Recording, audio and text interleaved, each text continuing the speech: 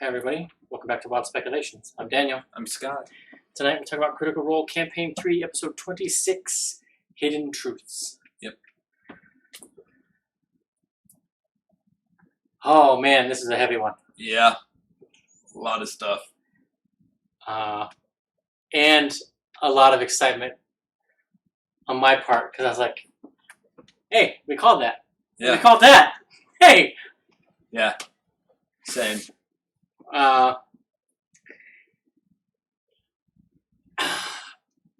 Right after the recap, we go into the watches.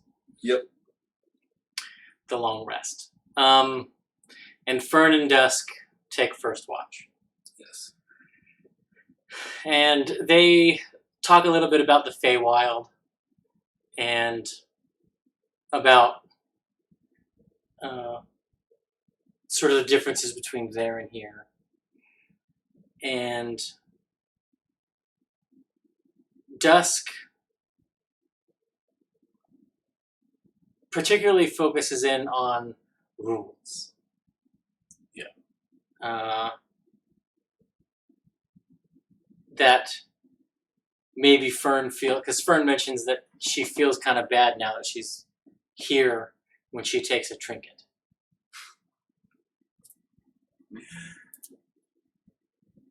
And there was some joking about, I'm just going to do what I want. And they're like, what is different about that? Yeah. She's going to start doing whatever she wants. I mean, so this was Fern being reserved. Yeah. The bit where Fern's like, I want to take my friends there.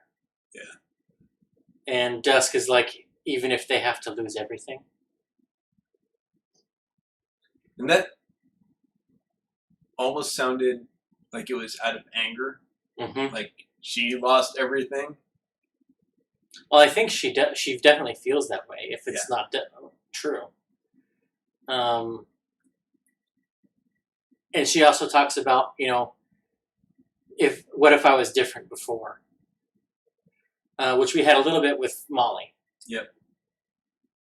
And her point of view seems to be very much Molly's. Yes. I get to choose who I am now. Kind of thing. Who I was before, good, bad, and different, doesn't matter anymore. Yeah.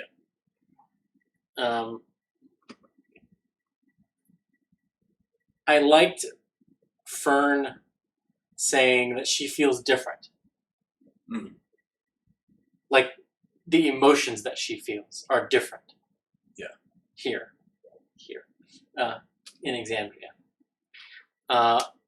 Where Dusk feels the opposite, she says, claims. And no one ever asked to do it, and Fern actually didn't ask to do an insight check. Nope. At all.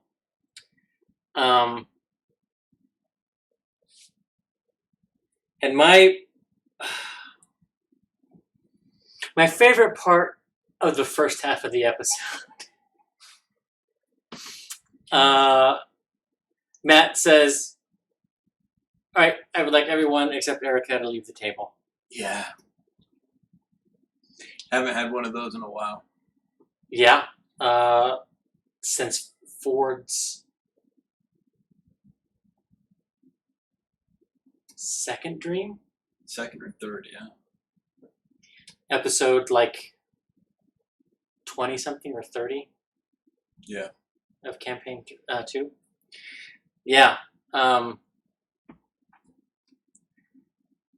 the reason Matt did it is the reason why Matt doesn't do it much anymore with the main cast, which is he doesn't want the other players to know. Yep. Whereas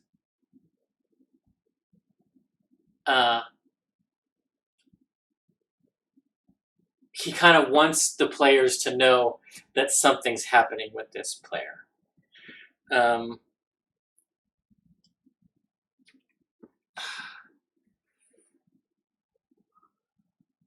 But yeah, he definitely doesn't want them to know what happened in that scene. Yeah, no. And nor does Erica.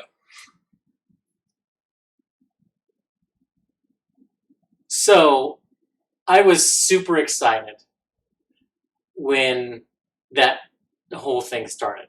Because I was like, betrayal? Yeah? Huh? I was like, I've been saying for a long time that I want a guest star to betray them. Oh yeah, she's the Campaign 3 Archon. I hope you're right, but I don't think you are. So, Rose. Her playing like she didn't know what's going on before and after. Mm-hmm. I think you're right. I think you're right. And I think she may be playing into the Reiner angle from Attack on Titan. Okay. Where she has a split personality, and the one that knows who this person is that's talking to her, because she did change her voice when she was talking to that other Fae. So that personality is probably the one that knows what's going on all the time, and the one that's front doesn't. But she knows that something isn't right. See, I didn't. That's interesting, and I like that. I didn't take it like that when I watched it. I was kind of like, what she is normally is the act to build the trust and stuff. And when she's talking to her boss, she can drop that act. Yeah. Is how I took it. I do like your take on it. That would be very interesting to see unfold. But yeah. I think it's a little early to call it that. Because when she did wake up, she did check her ring. Mm-hmm. But Reiner had moments where he was sort of lucidly both personalities. So, who knows? But compartmentalizing your identity that way is an excellent way for an agent to pass any lie detector test or zone of truth spell. Someone like Orem. And I think it's... I wonder if Liam knows anything, or if he just suspects. I think he suspects.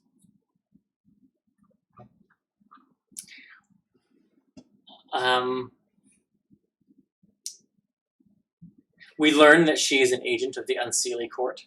Yep. And that she is trying to kill the Callaways. And that Fern apparently was unknown. Yeah. To the Unseelie. Which sheds new light on the Nightmare King when he was like surprised that she was a Callaway. Yeah.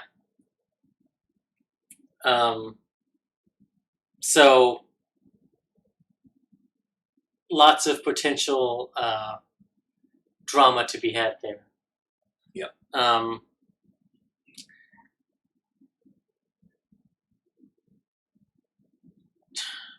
She is after their crown.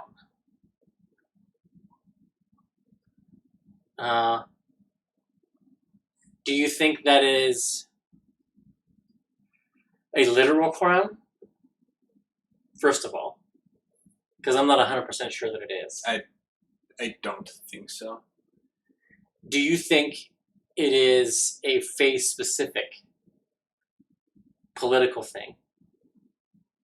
Possibly. That's where I'm leaning. And the other possibility is it's a magic item. Yeah. No, of those, I think the court. Yeah. But in either case, I'm excited at the possibility of her tiptoeing around. And I like the stuff that happened later in the episode, which is why I think it might be closer to Rhina.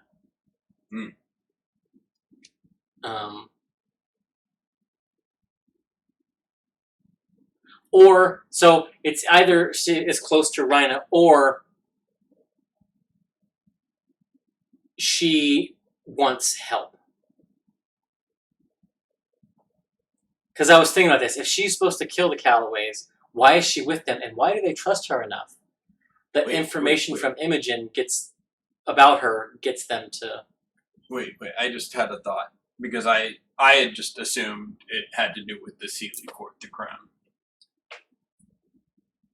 But when you said magic item, what if the crown is the barbed circlet? Because Fern had put it on at one point. So I don't think it's that. Just because they weren't in possession of it before. And Fern is not in possession of it now. Right. But time is weird.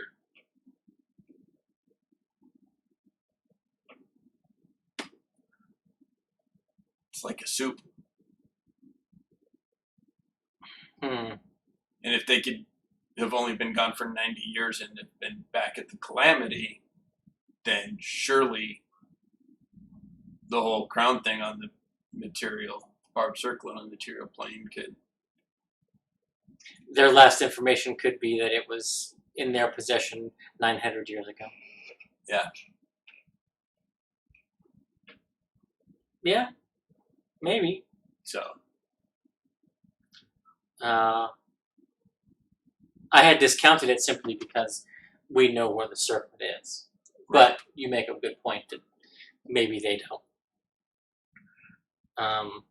And maybe the Callaways are one of the few Fae that have been crossing back and forth. Right.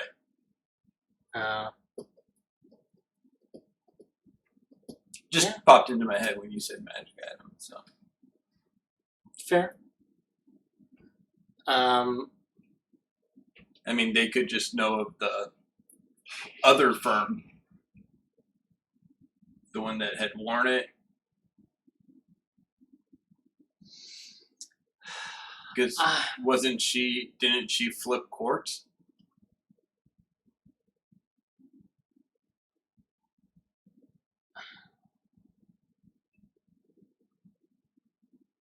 My memory is too clouded. Yeah. And I don't remember the specifics I don't of either, who she was claiming to serve. I thought she had idol. I'll have to go back and check and I'll have that. But the thing is like, I don't consider that I mean, for that to be a real thing, they would have to know about Fern. Yeah. I considered that to be sort of It's a vision. It's a fraction of possibility. Because it was a test of, I think it was a test of the forest. Before they really got into it. Gotcha. That was always my interpretation of that scene. Okay. And also to highlight that Fern could use it, and like to highlight to everybody the dangers of it. Yeah. I mean, I still leaning towards the political thing, but just an interesting thought. Yeah. Matt calls everybody back to the table and immediately goes into a dream. Yes, Imogen's. Lights turn red, and we're in another dream for Imogen. And she sees a figure. Sharp features, gray hair, sort of pulled to the side, in armor. And at first she thinks it's her mother. Do you think it's her mother? No.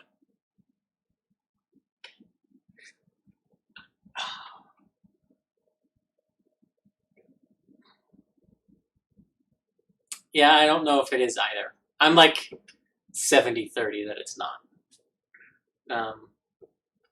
But she says, in response to Imogen asking, "Who are you?" "Who are we?" And all the figures that had been surrounding her rush her, and she wakes up. Yeah. To red light coming in from outside. Yep. The first time Matt has solidly connected a dream to an outside effect. One that other people saw. Yes. So it wasn't that she was hallucinating or that she was sensitive to it. She looked outside. Everyone else was looking up at Ruidus. Yep. Which is a powerful moment and is really funny given what happened on Four-Sided Dive. When Laura's like, "I'm just going to put that away and we can do anything else but that." Yep.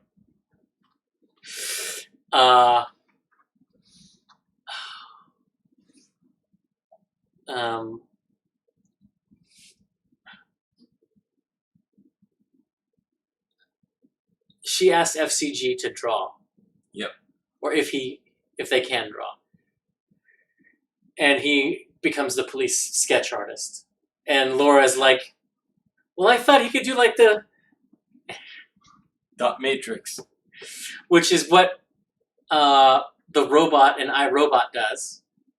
And it's also what the android in Ex Machina does. That's how she draws her picture as well.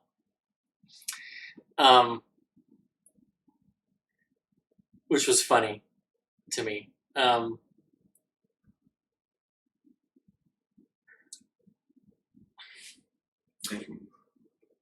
So one interesting thing that everybody at the table seemed to forget.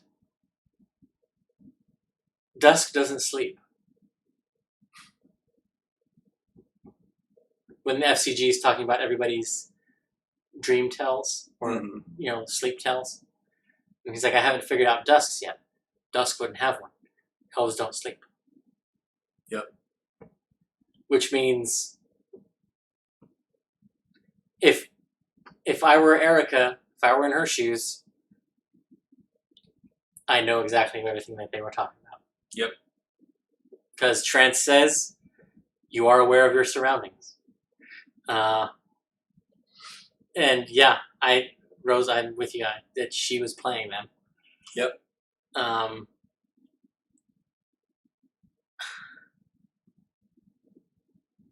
But so we'll see if anything does come of that. But I just wanted to point that out because it's hugely important, and all of the players in the past have joked about let's just all be elves so that they can long rest quickly. Yeah, it's funny not just for the FCG Imogen, but she knows where the spyglass is.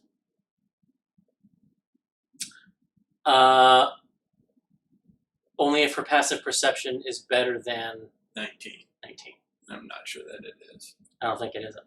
But that was a great moment as well. When Orem, just is like... And then I start doing crunches by her leg. FCG offering to be the mediary. Offering or forcing his way in? I mean, 6-1, half dozen of the other. I mean, he was laying the guilt trip on pretty heavily. That's what I made. If I don't do that, what, I have one purpose. Because she was like, "Yeah, let me do it," and fine, That's the classic guilt trip into letting me participate. Ooh.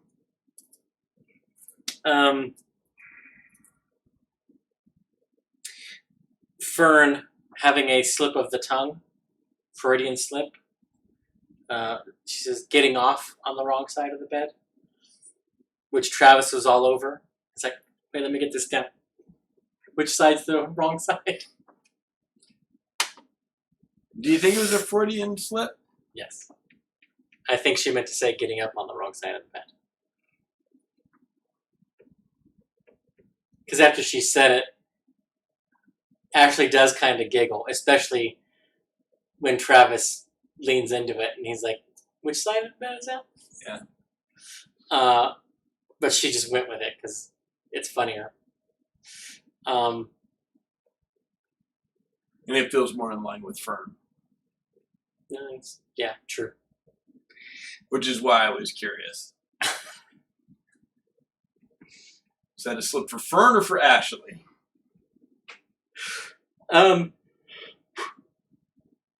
We have them debating about splitting the party. And picking teams again. Who's going with who. Yep. And Travis does the football thing. Let's all put our hands in and say what we say. Everybody says something different because they haven't. Marisha had the right answer. The thing we say. The thing we say on 3. The thing we say. She followed the directions. I was like, yes, Marisha, you got it.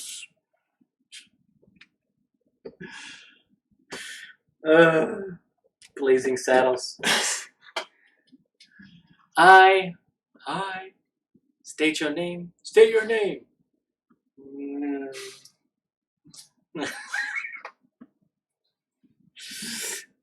Yeah.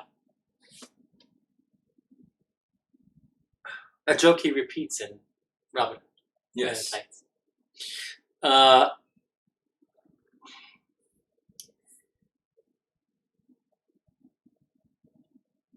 But they are interrupted. Yes, finally.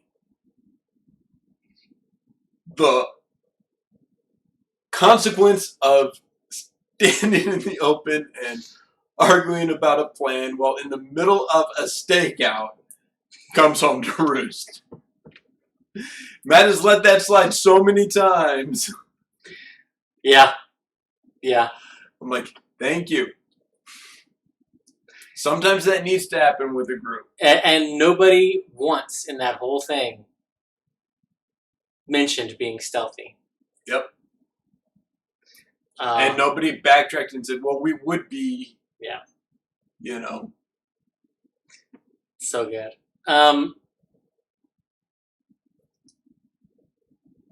We are introduced to Tanvir, the rake.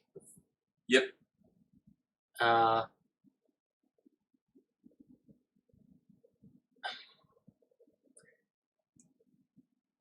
And to Imogen's credit, she tries to diffuse the situation because she thought that it was her or Ashton that they were pointing at. So she immediately goes to Fern. Yep. Which one of the guys backed up. Oh, yeah, I remember that thing. Yeah. But he sees through her lie because she only got a 13 on the deception check. And she had to have been a pretty low roll. It was. I think it was like a 6 or a 7. Because it had to be an 8 or less. Because wait, no, she has to. No, it'd have to be less than that. Because even if she's not proficient, plus 4 for it to be 13, 9. So 9 is the highest she could have rolled to get a 13. Yeah, I'm pretty sure. I'm pretty sure it was a 6 because I think she is proficient. Okay. But yeah. Yeah, I thought she was 2 because I was like, wow, that had to have been a low roll. Yeah. I mean, she said it was crap, but she didn't say the number. Yeah. And I didn't think to look up criminal stats or anything. Yeah. Because they probably would have it. So that doesn't work. So they try intimidation. Chetney throws his own throwing weapon at the guy's feet. And Laudna forms a dread on him. And then, well, Ratanish knows him. What? Oh, yeah. And then it becomes the job interview. Yeah. Yeah, we were just scoping you guys out to see if it was worth it. And the dude that steps forward to confirm the story that they are relaying, that he did mention fighting, the spires. Something about the way that Matt described him, I was like, is this Terry Silver? And I think it was just because he mentioned the ponytail pulled so tight that it was going to pull everything out. And it was just like, that just flashed into my head. And I don't know if I'm going to be able to get it out. So, yeah.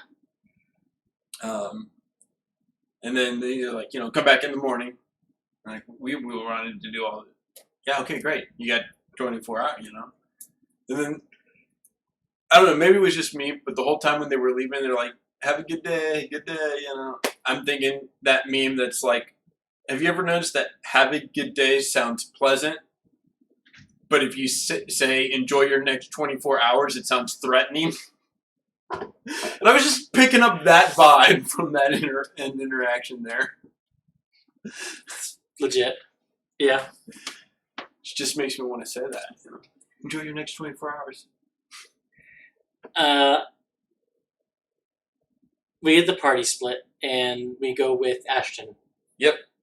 First. Ashton, Imogen, and Chetney. As we're splitting. Oh, yeah. We have Laudna threatening Ashton. Yeah. My shipper heart broke a little. Mine didn't. Oh, you think that was an enhancement to the... I think that it was me threatening you is going to convey how important this is to me. And if we're on the page that I think we're heading to, you're going to do this for me.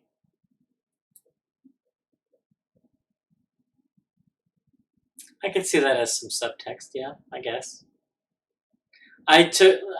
My heart... Because otherwise, Ashton's right. She would be threatening Chetney. He's the one most likely to set the thing off.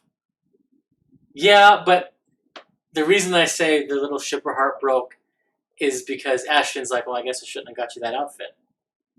Yeah.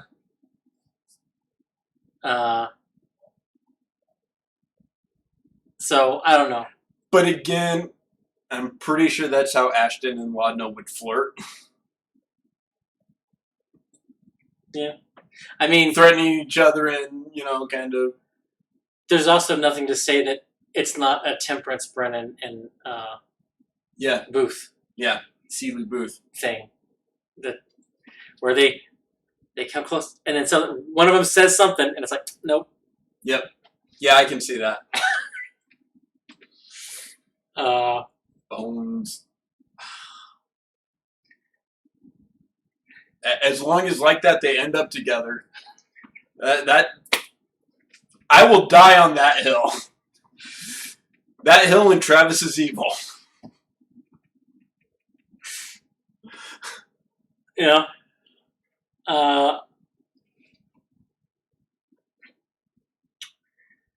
But we get all minds burn. And Ashton's like, look, keep your brain thing quiet. And Imogen loses her shit a little bit. Yeah. And, in the moment, I agreed with her. In retrospect, I think he was doing that because he He knew they were psychic and wanted to Same. protect her. Same. Yeah. Like, once we saw Justy, I was like, okay, yeah, he did it to protect her. Matt proves continually how excellent he is at trapping his players. Because he knew she would want to, especially when he starts narrating that they're looking up. Yep. And then they answer. And it was just so much, like, and all of them moving in unison as they come out. And then she's like, I want to look up there.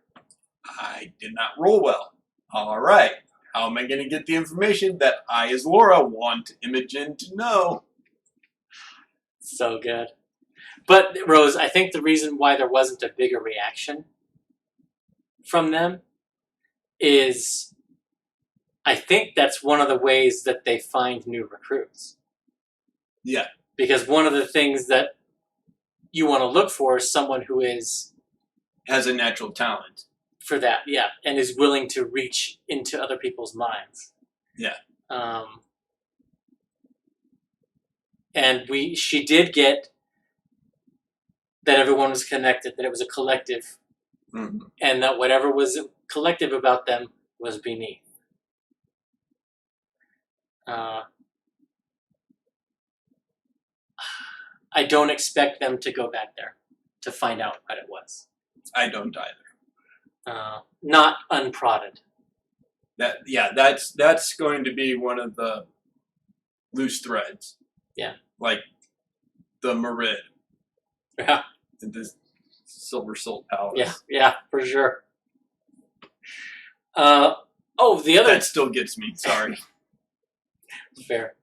The other tidbit that we get is Greymore, Ashton's last name, is the name of the orphanage. Yep. Which I wonder if that is a nod to Travis. I think so. In campaign 2. And I wonder if it's going to be as tangentially connected as Stone ended up being. But they were independent in their naming. Yeah. So it might not be, but that was a big moment in campaign 2. So I'm just wondering if we'll get something like that in this one.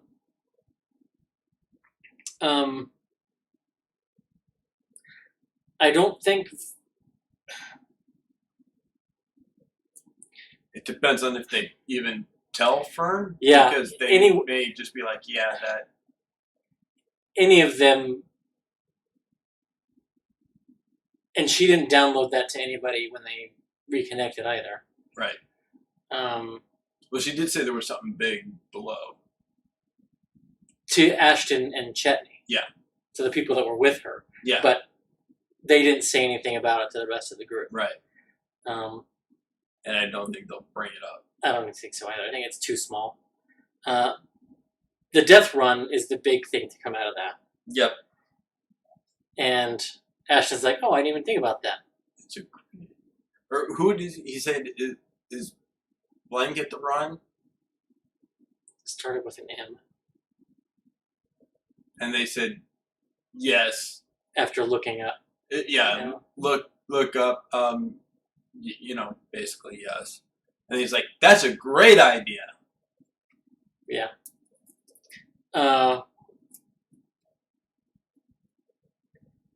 It reminded me of the dinosaur races in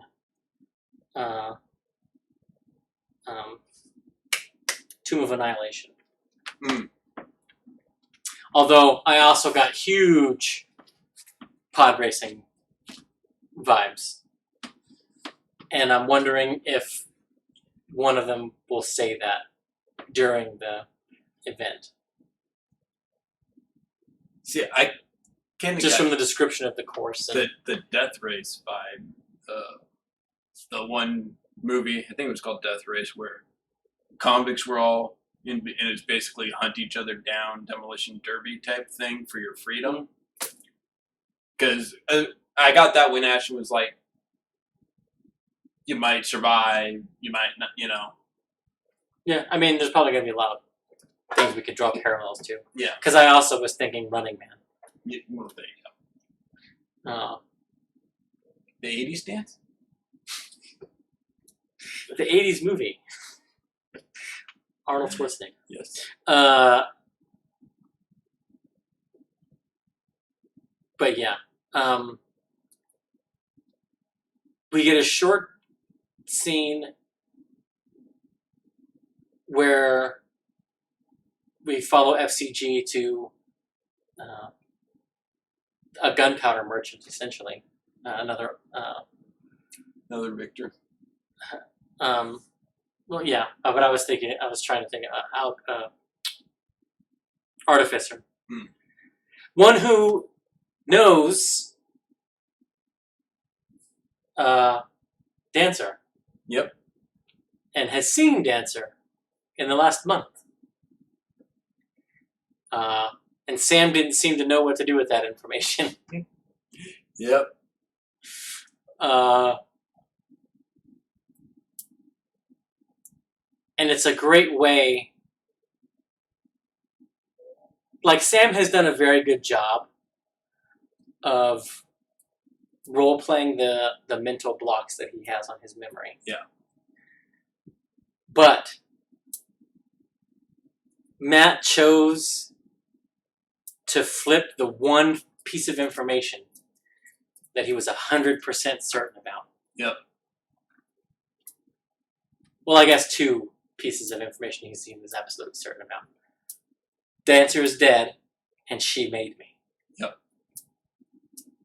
And back to back, one before the break and one at the end, he just shatters his worldview. Yep. And which I was over the moon. Because back at the beginning, I said she didn't make him, she found him and rebooted him. Yep. We get this. The piece of information that we learned that he came in on a trade caravan, and that Aormatons all over the world have been waking up over the last 5 years, is the largest Campaign 2 tie-in. Yep. The Vexian. Yeah. You think the Vexian's going to end up being a what is he called? King of Blades from Eberron? Lead the Warforged to their own. Is he making part of the ruins of Aor the Aormaton capital?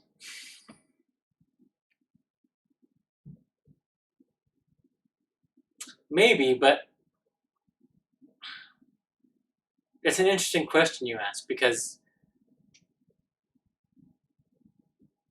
I think all of the players assumed that this Aormaton by the dais, where this wizard was speaking, was her servant. Yeah. But what if he was her equal? Yeah. An interesting possibility. Or what if he was her servant and was planning an uprising? Well, the information we have is the uprising happened before Aor fell. Yeah. So that doesn't quite work.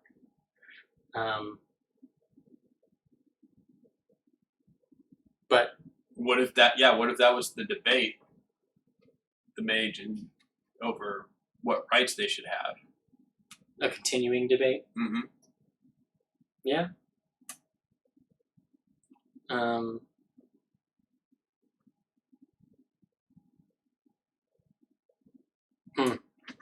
Now all I want is the Aor version of Avalier, the Avalier story that we got. from Calamity is Yeah. Aor's version. But the possibly funniest portion of the episode, Laudna and Orym casing the seat, the fortress, and Marisha committing 110%, teasing her hair out. Yep. And just like losing it. And Orym being like, I think you just need to give it time. Yeah. And like it's funny because she's like, people are giving me terrible advice.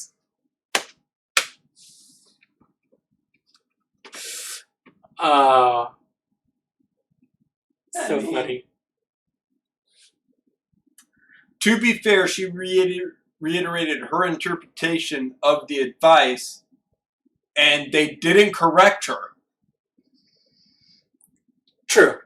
They were like, yeah, let's just go with that. Okay.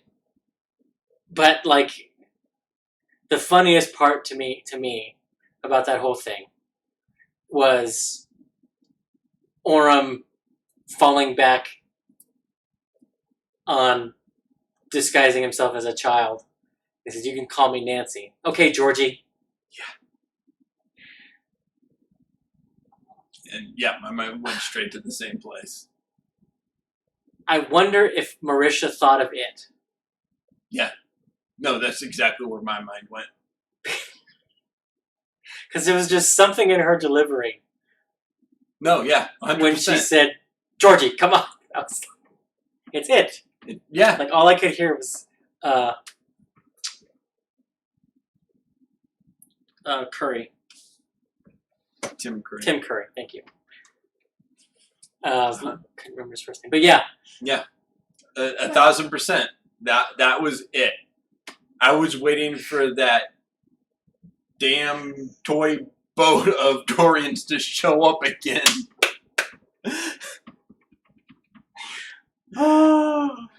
Miss Cameo. Everything floats down here. Yeah. I was fully expecting, because you know how it was just kind of floating there. I was fully expecting for Matt to be like, you see that boat floating down? I was like, yes, let's do it. And the funny thing is she can cast Featherfall.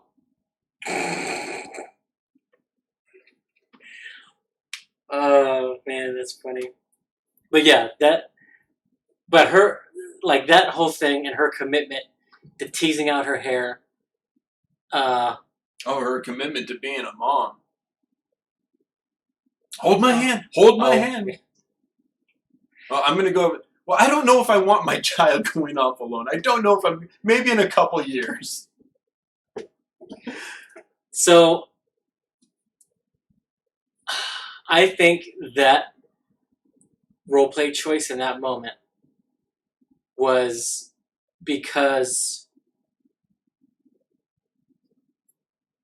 I think she has given some thought as to her like if she ever had become a mother. And how she views her parents as naive in taking her to the castle. Yeah. And yeah, letting her go. Yeah. So I think that's just her abandonment issues. Oh, yeah. Coming out, and you're not going anywhere. What she wishes her parents had said to her. Yeah. Yeah. Because we don't know if the parents were there during the dinner and or survived.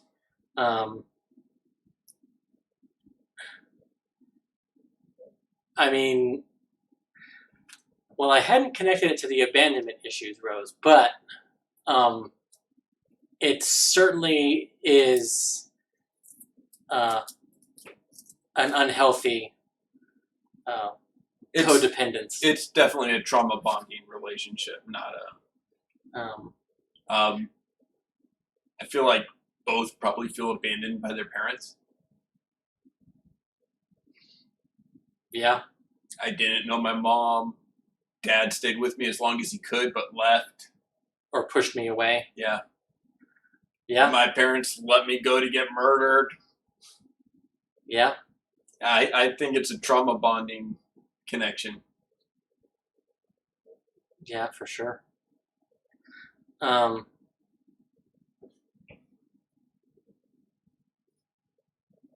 But they see Treshy, confirm that he is there. Yep. Smoking. And Orem later is like, you know, I was against just storming the place, but I think we need to do that. Yeah. I like the part where he's setting up the plan. He's like, okay, you be here. I'm gonna go over there, so I'm can get a better angle on the back, and you can still message me, ping me periodically, so we can keep tabs, so I can reply to you. That way, if I find something that you don't, then she's like, well, what if I just bored and want to talk? And then that's exactly what she does. And he's like, yeah, great conversation. By the way, I saw Treshy. Let's focus. I still want to give Marisha MVP for this episode. Oh, 100%. For that bit. From the beginning and playing the emotions to the different people, and the scene with Ashton, and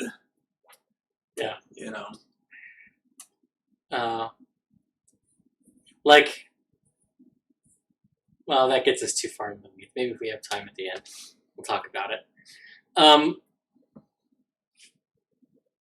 FCG, Sam. I think Sam was jealous of the way that Laura used sending in Campaign 2, the way Jester did it, and did it wrong. And I think he has been thinking, how is he going to do it wrong? And we got that reveal this episode. He's going to yell. Every single time.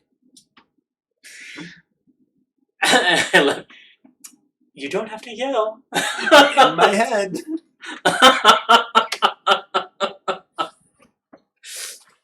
So we'll see if he keeps it up or if it goes the way of Knott's voice. Yeah.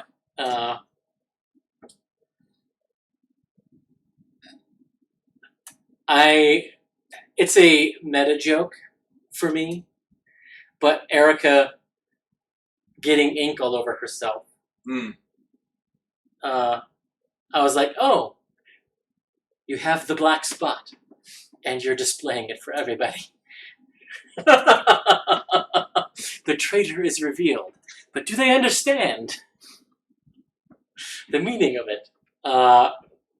Yeah, just made me giggle.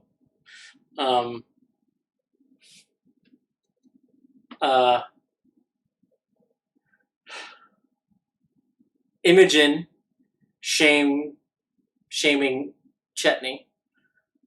Yeah. And him outright, you seem to be attached to your hair. Do you want to keep it?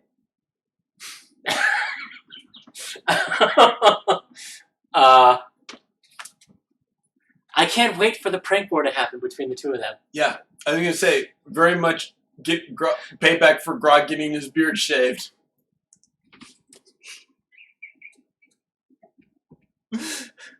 Very much Travis is going there because that happened. So, I don't necessarily disagree with that being in the zeitgeist at the table, but it would be kind of an extra betrayal if he did shave her head. Because... Or just half of it, because you don't only have to... Because when Liam was doing that to Grog, Laura was like yelling at Liam and smacking him, telling him, don't. That's what's going to make it great. That's what's going to make it amazing. It's and dark, they're man. just far enough away that she can't smack him for it. At least until the ride home. This is true. This is true.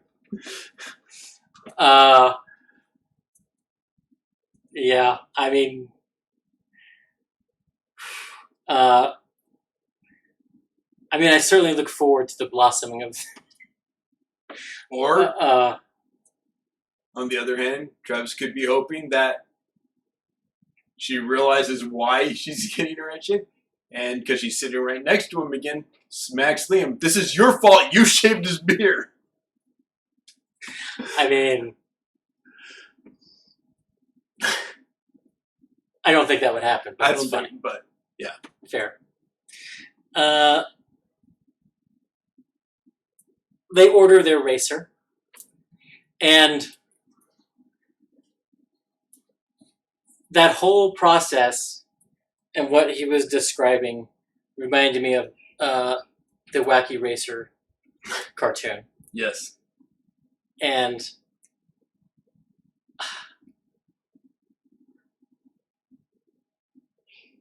now, I hope it doesn't devolve into that, but it might. And if it does, I will still be happy. Travis has to be a werewolf and laugh like. Yes. Yes. Agreed.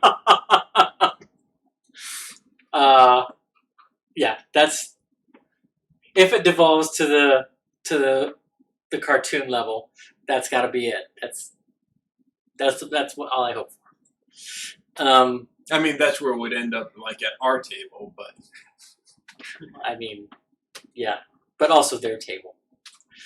I love Chetney's summation of the plan, or his version of the plan.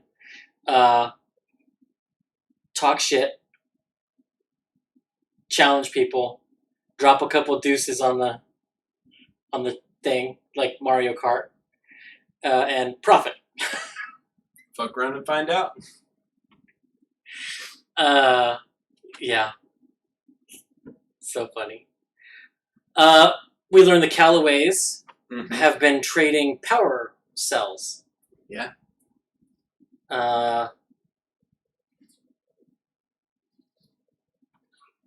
And that they are similar to what the Nightmare King was using. Yeah. Do you Raise your hand if anybody thought Calamity 2.0? No. I mean, it goes right in hand with our theory about the Divine Gate. God's Oh, come back and we got shit going down again. Yeah. Yeah. I'm just saying. Yeah. Because, like, part of me, it's sort of been bugging my brain where they're getting them from. Did they, because they were around back then, and maybe because they helped so many wizards or artificers through that age, did they pick up the knowledge of how to build them, and they're manufacturing them? Maybe. Or do they have a stockpile somewhere in the Feywild that the Nightmare King is pilfering from to get his? Or do they know where all these treasure sites are in Exandria to find all this shit?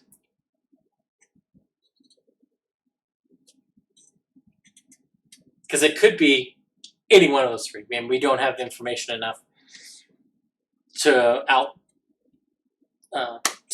rule out any of them. Yeah. And all of them have interesting story consequences. And who's to say it's not a combination? True. And did they build their stockpile that the Nightmare King is pilfering from? Oh, yeah, that's true. I loved Liam Orem when they're talking to Joe.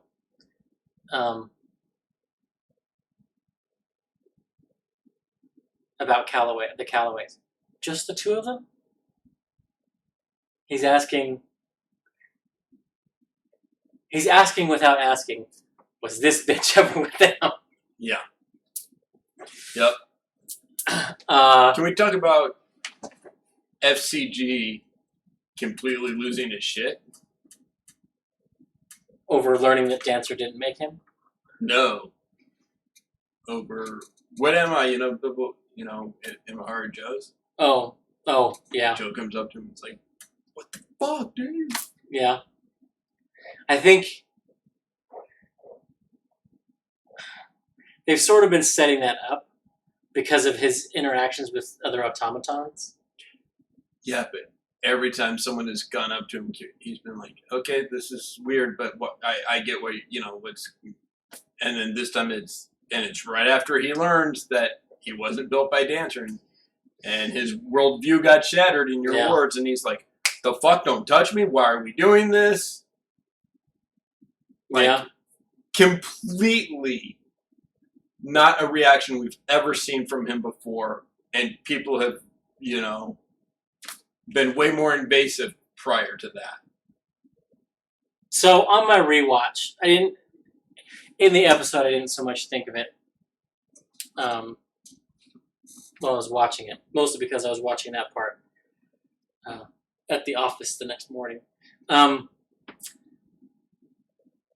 But on my rewatch in preparing for the show, the joke we made, or that I made, about him being the robot from Treasure Planet, and all these things hanging out are where his memory core goes. Right. Came back to me. And because he does ask, why don't I remember? Yeah. And because he lost his mind. So I hope we get an answer to that. Yep. I also couldn't help but hear echoes of Grant talking about his R2-D2 build. Yeah. When they were going back and forth. And it was kind of touching in a meta way. They also, the other big thing, confirmed, and I love Ashley's indignation. I told you guys! When she brings up the postcards from AOR. Yeah. And they start looking at all these postcards, and they're all pre-calamity type stuff. And they're all losing their shit. She's like, I told you guys. Yeah. No. Yes, I did. She's like, she did. Yeah, she did.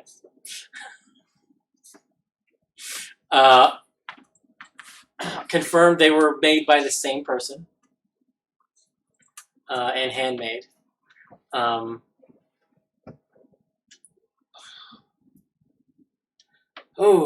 So I don't think Dancer faked her death, Rose. I think she was making death saves and got 3 successes.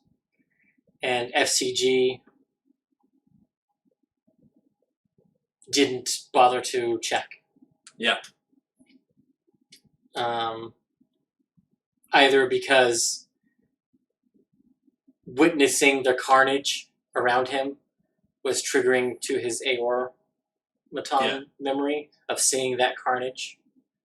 And so he just sort of went into a fugue state, or because Ashton was trying to get him out. Yeah.